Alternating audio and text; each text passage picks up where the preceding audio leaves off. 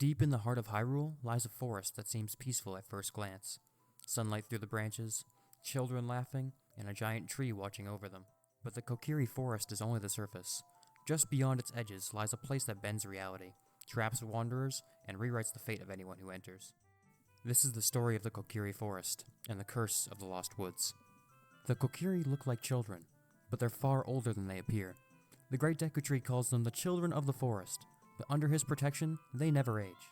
7 years pass while Link sleeps in the sacred realm.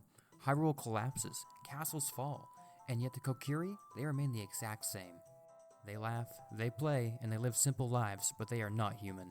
They are forest spirits, shaped into the form of children. The Deku Tree isn't their guardian by chance, he is their creator, their protector, and the reason they exist at all.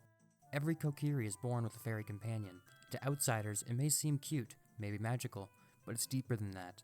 Their fairy is part of their identity, a guide, a guardian, a lifeline to the forest's magic. The Kokiri believe that leaving the forest will kill them. We never see it happen, but the belief is strong enough that none of them have ever dared to test it. To them, their fairy isn't just company, it's survival. Kokiri Forest exists because the Deku Tree keeps it alive. He watches over the children, shields the woods from corruption, and anchors spiritual magic that holds everything together.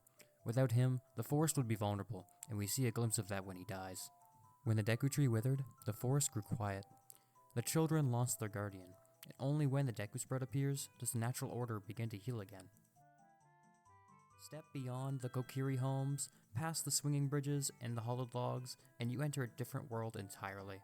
The Lost Woods. Here, the air feels heavier, the wind carries whispers, and the forest plays by different rules. The paths twist back on themselves. You can walk forward and end up exactly where you started. You can turn around, and the forest behind you has changed. It's not just a maze, it's a place where the forest tests you. But in the Lost Woods, getting lost doesn't mean you wander forever. It means you change. One of the Kokiri children tells us what happens. Children who lose themselves become Skull Kids, playful but lonely spirits who barely remember their past. Adults, however, when they wander too deep, they become Stalfos, skeletal warriors stripped of everything but instinct. That fate doesn't require a villain. No sorcerer cast this curse, no god placed it here. It simply exists, a natural ancient magic woven into the very soil. The forest doesn't kill you, it transforms you. And yet, the Kokiri walk these woods without fear. While adults risk becoming Stalfos and the children risk losing themselves, the Kokiri are untouched.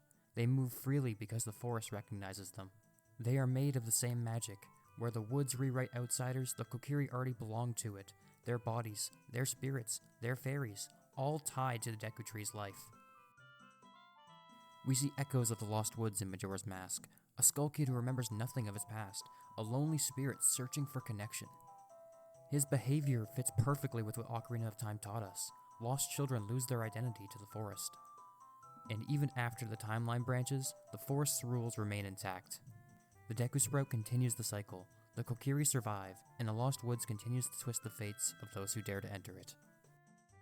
Kokiri Forest is a sanctuary, a warm, nostalgic place filled with music and laughter, but just beyond its boundary is a world that tests you, breaks you, or remakes you. In this forest, innocence and danger live side by side, eternal children protected by ancient magic, and a cursed maze that reshapes lost souls. It is one of the most mysterious places in all of Hyrule, and its secrets are still whispered through the trees.